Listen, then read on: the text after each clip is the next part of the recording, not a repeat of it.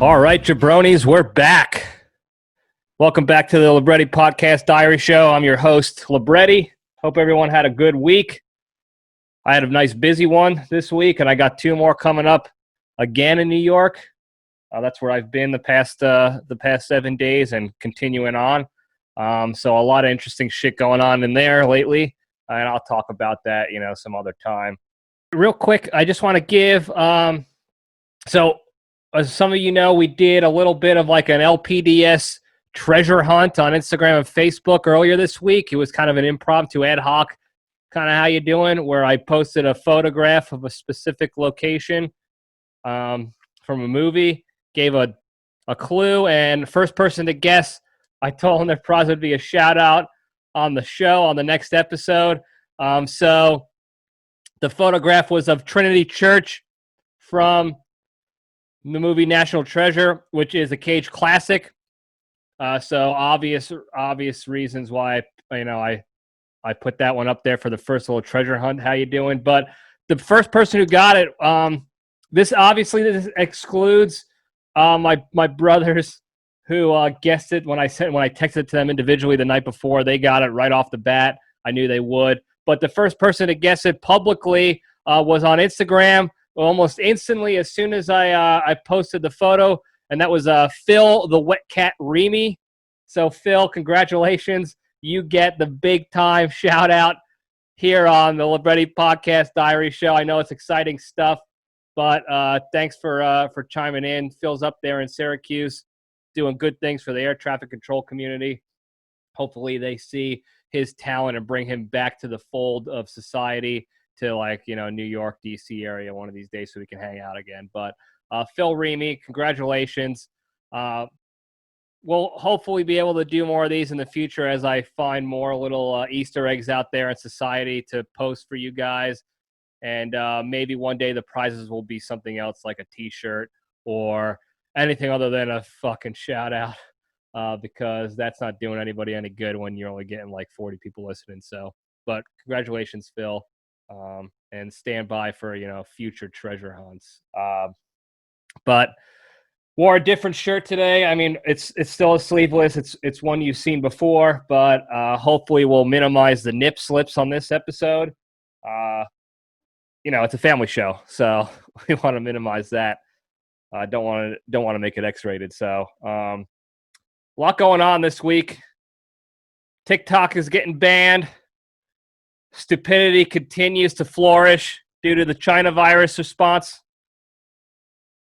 We'll discuss the Brolins, debate the Brolins, and then, of course, we got cage conversation. So why don't we just kick it off right there? We'll step into the cage, shall we?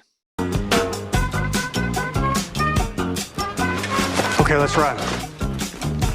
All right. Put my sponsor notes on the computer today because I left my notebook in the hotel. So today's Cage Fact is sponsored by Marv's Glue Gloves. Having a hard time making money due to China virus? Don't worry, because with Marv's Glue Gloves, come holiday season, you'll be snagging coins with one fell swoop in no time. The patented SBG sticky material on the gloves allows for maximum stickage when you dip your hand in that Salvation Army can come Christmas time. So what are you waiting for? Order a pair of Marv's today and get out of there to swipe some charity money now. Visit www.stickybandits.com and use promo code HARRY to get 6% off your first pair. Marv's Glue Gloves. Marv's Glue Gloves. Say that 10 times fast. I'm talking to myself. I don't even know who am I talking to. Who am I saying that to? Pretty idiot, losing your mind here. Anyway, get yourself a pair. 6.6%. Good discount. Just go steal from the poor to give to yourself. All right. Today's Cage Fact. Nick Cage, as you know, has an incredible ability to make both amazing and shitty movies. Now, I know I'm biased. I'm pro Cage, so even his shitty movies are good to me, but I can admit that he has some pretty shitty movies out there. But speaking of that uncanny ability to create both art and crap, the movie Deadfall that he came out with was rated 0% by Rotten Tomatoes. Conversely, I don't know if that's the right word. Conversely, he made a movie called Red Rock West, which was rated 95% on Rotten Tomatoes. Now, here's the kicker, folks. This is not just a boring comment of rating his movies by Rotten Tomatoes. The kicker is both of these movies came out in the same year. So in the span of 365 days, Nick Cage managed to put out the worst movie of the year, 0%. Zero. Not 3, 0. And then in the same year, post a movie that's 95%. So worst to first in the same year. Nobody else is doing that, folks. Nobody. I promise you. It's an incredible skill set to have, and I don't think enough people appreciate it. And I'm getting a little hot and bothered about it. What is bothered? Jesus, Libretti. We're 5 minutes in and you can't even get it together. But anyway, let's move on. Good Cage fact. Let's move on, though. All right. This previous week's LPDS poll, the question was, which Brolin is best? Thanos Brolin or Brand Brolin? So basically, what character, what was the better Brolin character or the better Brolin performance, however you wanted to take it. So let's dig into it. Let's go character first, character-wise first, okay? So Thanos, super villain, super shredded, super huge, super wise, kind of dude. Super psychotic, though. Really a psychopath. We'll talk about that in a little bit here, but let's keep going. He's got incredible depth to him as a bad guy, and he's not just I want to control the world with nothing else. He's got a lot of depth to him. His motivations are not steeped in absolute power like most bad guys end up being. They get a taste of the good life. They get a taste of that power and authority, and it takes over, and that's what they want. That they're bloodthirsty for it. That's not the case with him, with Thanos. He just wants balance in the universe. His world got destroyed. Titan, or whatever it was called, was destroyed basically because of what he described as an imbalance. There wasn't enough resources to support the folks there, the citizens. I don't know if they're people or what, but it ended up, leading to their demise. And he's trying to prevent that for the rest of the universe, the greater good. Which, again, his motivations are, it follows us a moral code, which you have to appreciate a little bit, especially since he's a villain, he's a bad guy. You don't normally see that. So he wants the greater good for the galaxy, for the universe, multiple galaxies in a universe. But anyway, the problem with that is, with his particular plan, is that he wants to kill half the people in the entire universe. All the beings, people, aliens, everything, half. Like that, with a snap of the finger. That was not intentional, jabronis. That was an accident.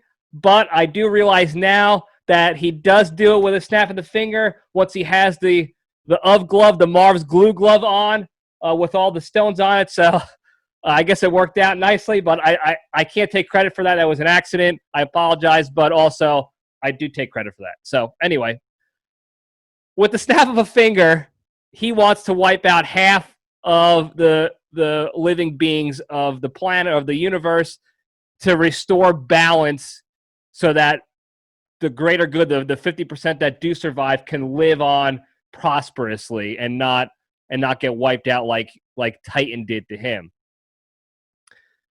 Now think about that.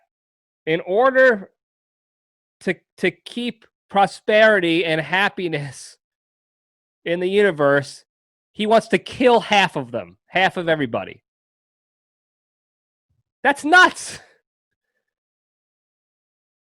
Not to mention, he doesn't have a plan or like a selection process of who he's going to kill, what 50% of the population he's going to wipe out in each planet and entity across the galaxy or the universe or what have you.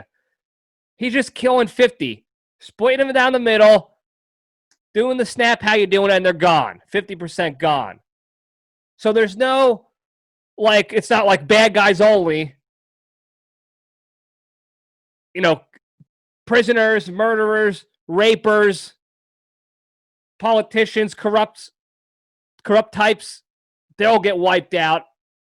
There's no hierarchy. It's just 50% gone. You know, this guy's 1,000 years old. He's supposed to be super wise, and he doesn't even consider that piece of the puzzle. What if all the bad guys were the only ones to survive? Snaps the finger on Earth. Let's do Earth scenario here. Snaps the finger. 50% die. The only ones that are left, bad guys. Prisoners, murderers, Clintons, Epsteins, any of the guests on Chris Hansen's To Catch a Predator show. All the elites, they're all alive. Now the country, the world is only bad people. Going to be very difficult to restore order and continue prosperously when your entire universe is filled with bad people only. So let's just consider that, Thanos, before you snap the finger. Another thing, he's been around for 1,000 years. 1,000 guys. That's an Office reference. Disregard that. Maybe I'll put the clip up here for you. I captivated the guy who captivated 1,000 guys. Can you believe that? 1,000 guys. But he's been around for 1,000 years. He's got all this wisdom and knowledge and experience.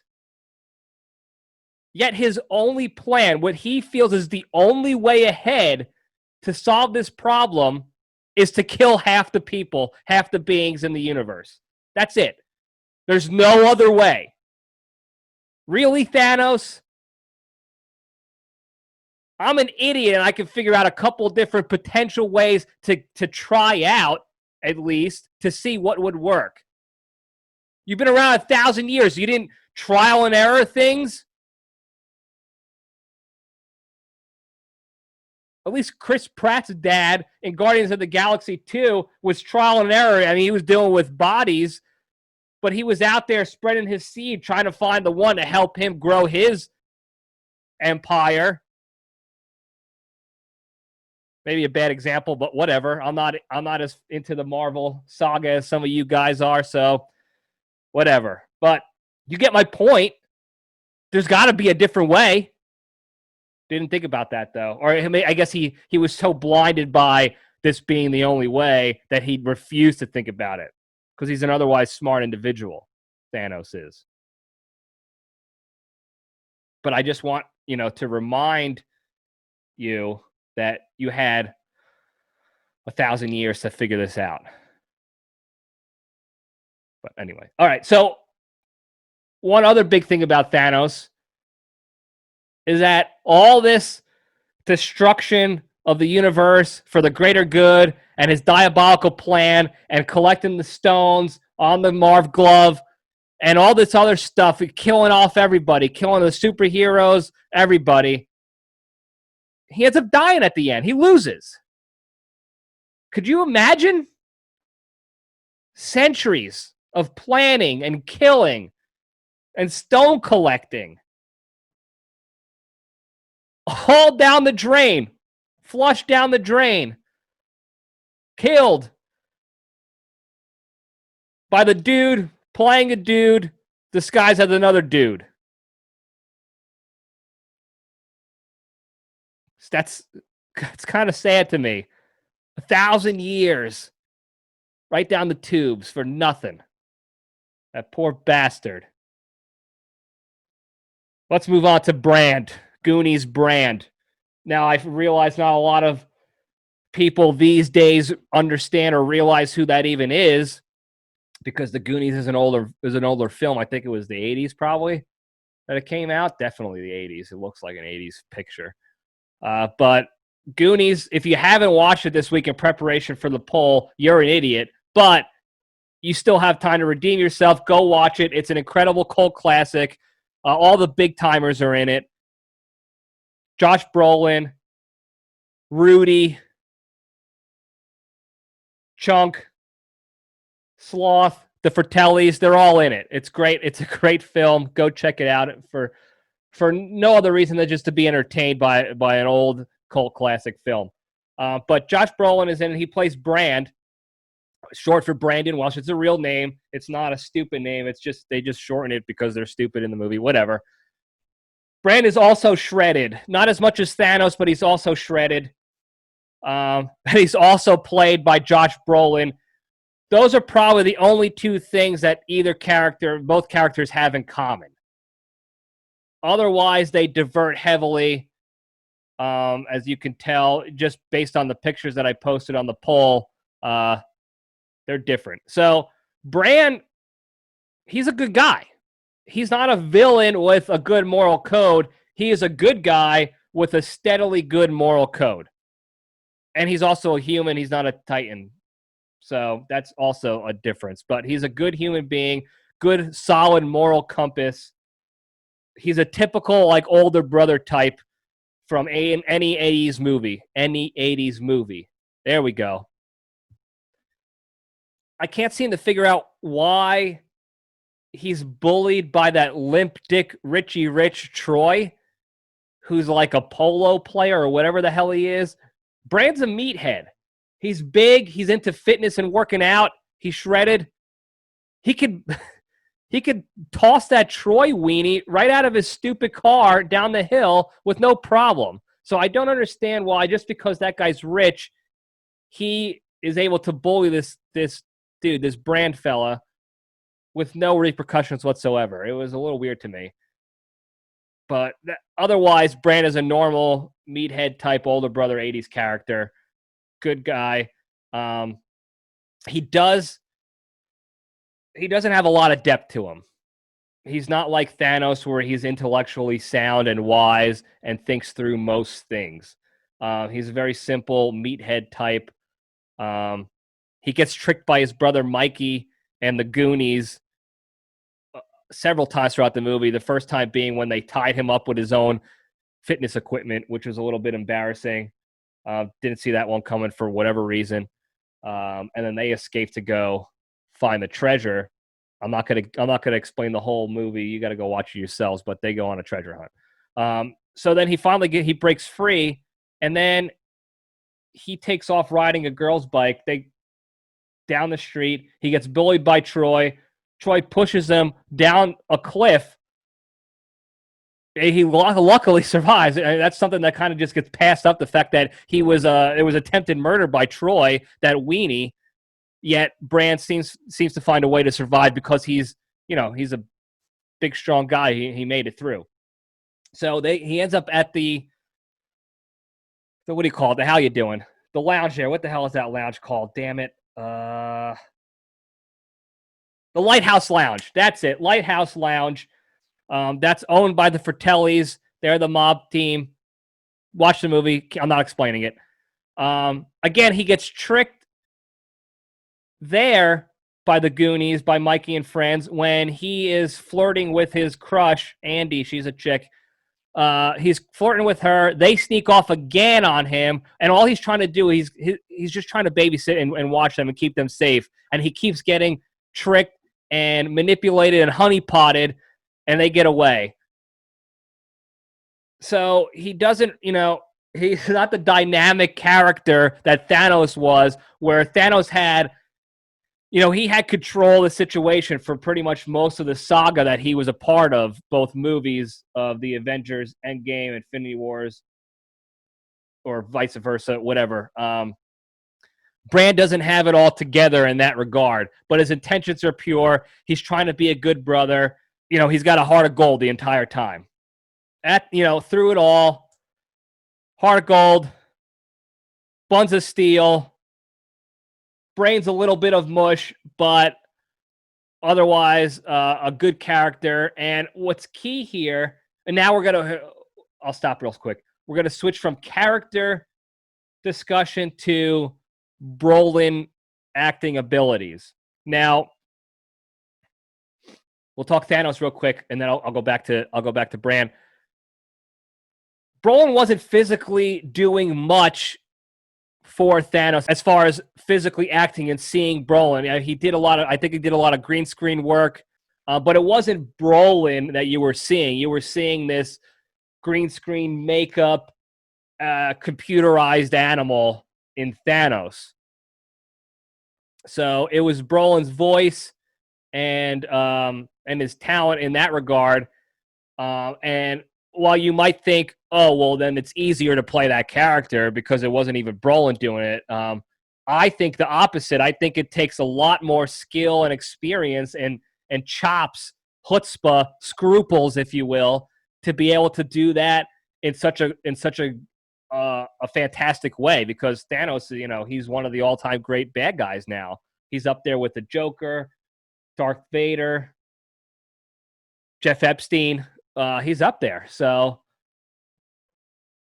I think it takes an incredible skill set, and it just speaks to Brolin's ability so much that he was able to do that in such an effective way. Now, Bran, on the other hand, agnostic of any other information you have, that performance was really good. A young kid playing a high school dude, and there was no indication that this was a hack or a B-rated actor of any kind.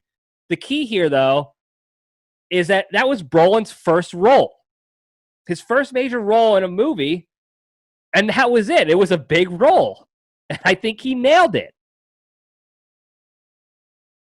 So the question now is, which Brolin is best? If we're talking character-wise, I think that's a no-brainer, Thanos.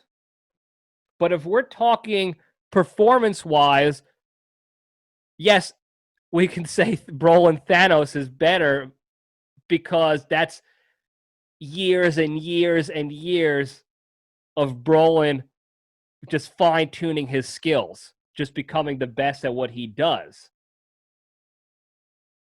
Bran, on the other hand, that's first out of the gate for Brolin, and he nailed it. So I think as far as Brolin skill set and performance, with no other experience whatsoever, he nailed Bran's role, and I think I would edge Bran over Thanos in that discussion piece itself, that question itself. So it was a tough one for me. I'm kind of split 50-50 on which Brolin really is best. Character-wise, no doubt Thanos, but then I go with Bran as far as Brolin's performance, because he crushed it and he had no experience whatsoever. He was just walking right off the couch, nailed it. The fans, you guys, overwhelmingly voted for Thanos under which Brolin is best, and I'm curious. I wish more of you commented and put your feedback as to why you thought so, because I'm curious to see whether you went character-based or Brolin-based, Brolin performance-based, but you guys voted 75% Thanos to 25% Bran, which I expected. It makes sense overall, I think. I personally believe my bias and nostalgia puts me with siding with Bran on Brolin performance, though. So thanks for that. Good poll question. Thanks for submitting that. I got no poll question or anything for next week. I should be doing another guest spot with my brother at a different facility, a different studio next week. So, maybe we'll talk Stugatz. We'll come up with a different poll question or whatever for that. But I got nothing for this week. So, sorry. I don't know what to tell you. I got to work a full-time job too. I got loans to pay. Thanks a lot, Embry Riddle. All right, let's move on to Jabroni Junction. Let's twirl the title up there. All right, so as mentioned earlier, a lot of stupid shit going on in the world this week. Right off the bat, TikTok, as mentioned last week, was, discussions were about, banning TikTok. Well, now it's official. Unless a U.S. company purchases TikTok by September 15th, it will be banned from the United States, as it is owned by communist China currently. There's not much for me to say here, really, other than, good riddance to bad rubbish. It's an app owned by the Chinese Communist government, stealing data and information from millions of Americans. Okay, it's a no-brainer. Why would you want that in your country with people, them collecting on you? And you can make the argument, oh, well, it's not owned by Chinese government. It's owned by a company that's owned by and run by the Chinese government. So it's owned by the Chinese government. Look at their rules. Look at how they conduct business. Look exactly how it's owned. The chain of command leads back to the Chinese government, and they're calling the shots. They're collecting on us. Okay? Andrew Schultz just did. I'm pissed because he always beats me to it. He's so good. Damn it, Andrew. He just posted a video Saturday, his monologue going about, going into the details of TikTok and all the ins and outs of them. So, even China banned it from their own country. They have their own version of TikTok for China only, and then they have everybody else's version. Probably because they know the other version, they're collecting data on us. They're gathering intel on everybody in America and all over the world, that everybody else that uses it. Meanwhile, all the media hacks are defending now TikTok and subsequently China. There's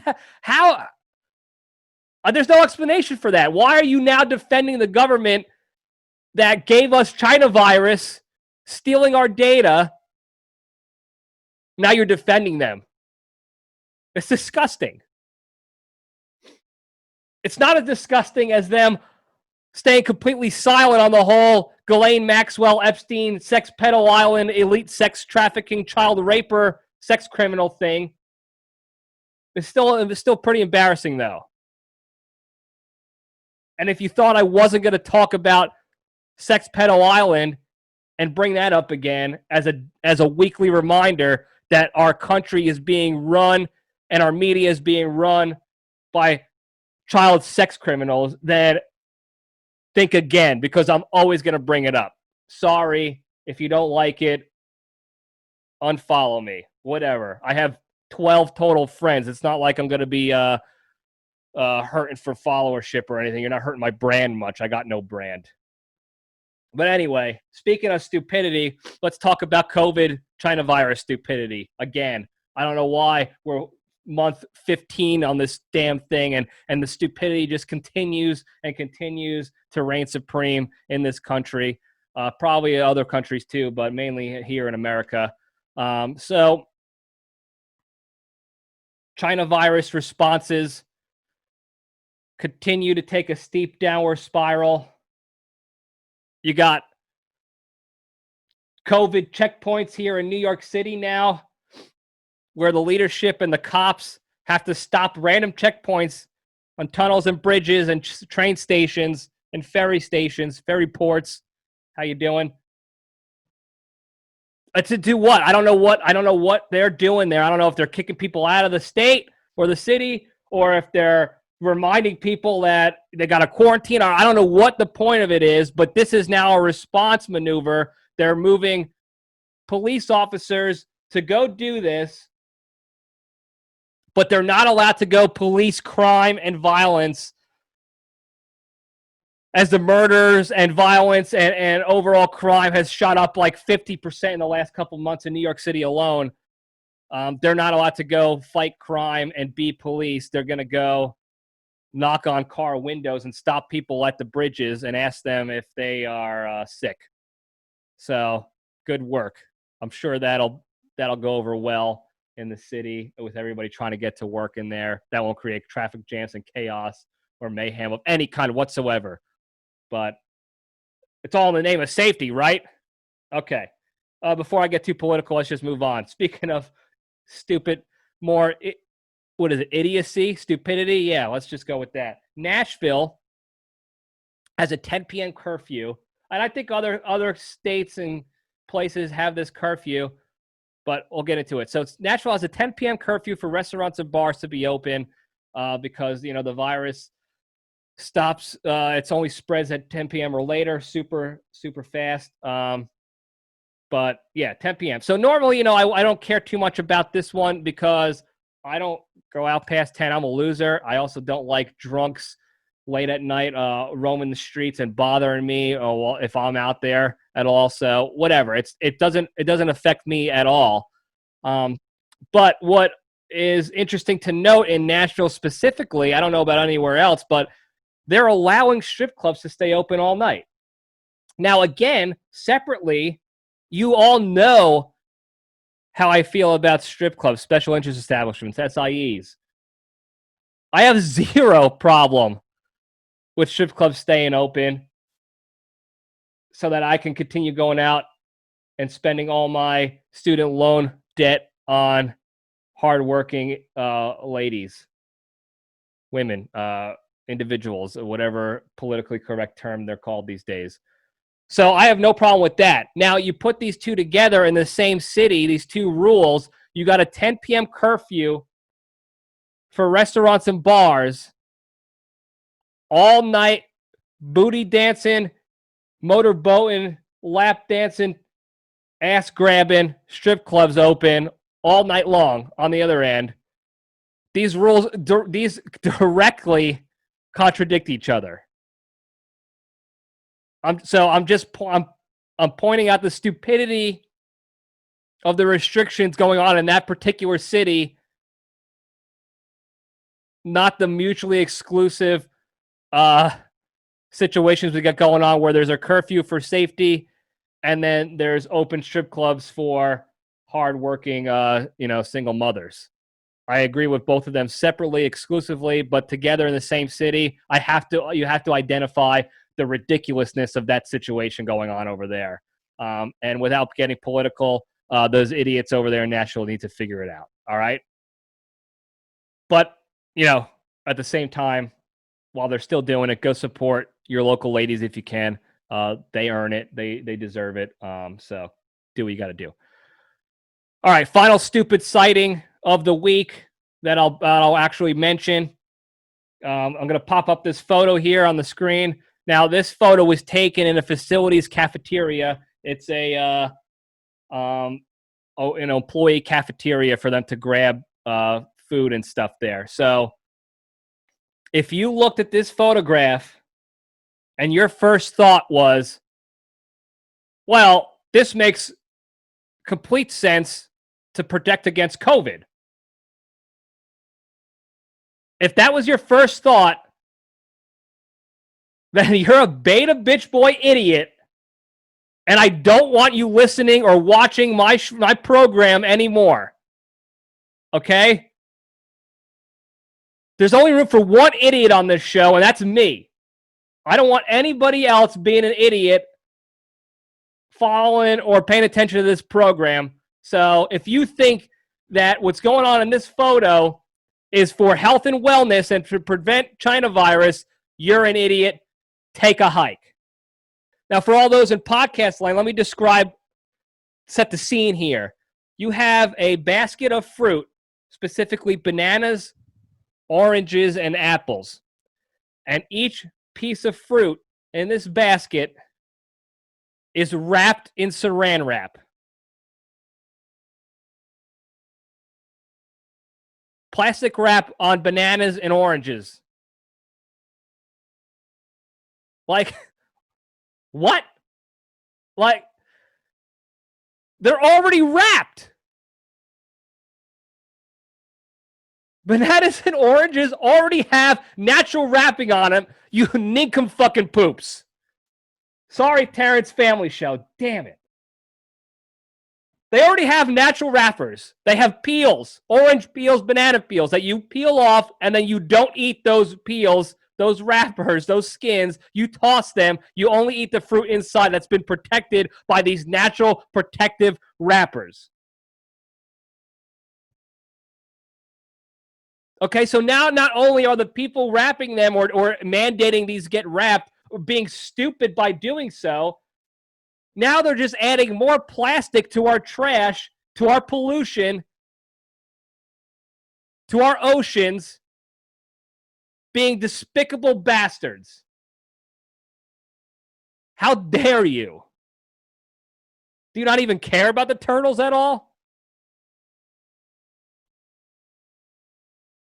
And I don't want to hear from you morons out there that are going to be like, oh, but the apples are wrapped and you eat the skin of an apple, so it's protecting you from that. It's protecting you from when you eat the apple skin, it won't be on the skin anymore. First of all, for that point, first counterpoint is if you're not washing your fruit, hit the mic, sorry guys. If you're not washing your fruit before you eat it, you're an idiot. Again, get off my show. Okay? Skin or no skin, wash your fruit after you purchase it. That's like one of the number one most obvious rules of buying fruit and vegetable and fresh vegetables is you wash them before you eat them, no matter what. So if you're not doing that, you deserve any germs and crap that you're going to get when you eat that dirty piece of fruit, you dirty son of a bitch. Okay? Second counterpoint, that saran wrap plastic is protecting the apple. Only the apple. It's not protecting you. Well, what do you mean? You're going to eat the apple. It doesn't have COVID on it. You're grabbing the saran wrapped apple. With your hands, you're touching the saran wrap. Now, that saran wrap is a petri dish of germs and spittle and droplets and crap and shit and whatever else is going on in the dirty cafeteria or grocery store or what have you. So now you're grabbing that, you're putting it in your cart, you're not washing your hands immediately after you touch that, right? You're touching your phone, you're touching your face, you're touching your ass, you're touching your phone again, you're touching everything before you wash your hands. So now whatever was on that saran wrap is now on everything about you. It's the latex gloves theory, folks. Okay, if you wear the gloves and then you touch everything that's important to you and touch your face with the dirty gloves, you're still dirty. I don't know how many times we had to explain this on this program, but this is not the way to be safe and clean and protect yourself, okay? The saran wrap and the gloves, they're one and the same of stupidity levels, okay? Even if you did take the apple, put it in the cart, hand sanitize, go about your business all quote-unquote clean, you're going to take that apple when you get home or when it's time to eat, you're going to take it out of the saran wrap and then you're going to eat it. So you just touched the saran wrap again and then touched the apple. And if you think that the saran wrap is protecting you, then I know you're not washing the apple because you think, oh, the saran wrap took care of it for me. So it's defeating the purpose completely because you're a moron and the person who mandated the plastic wrap on individual fruits is also a moron. So now you tell me, you brainless, dickless simps, is the saran wrap really helping?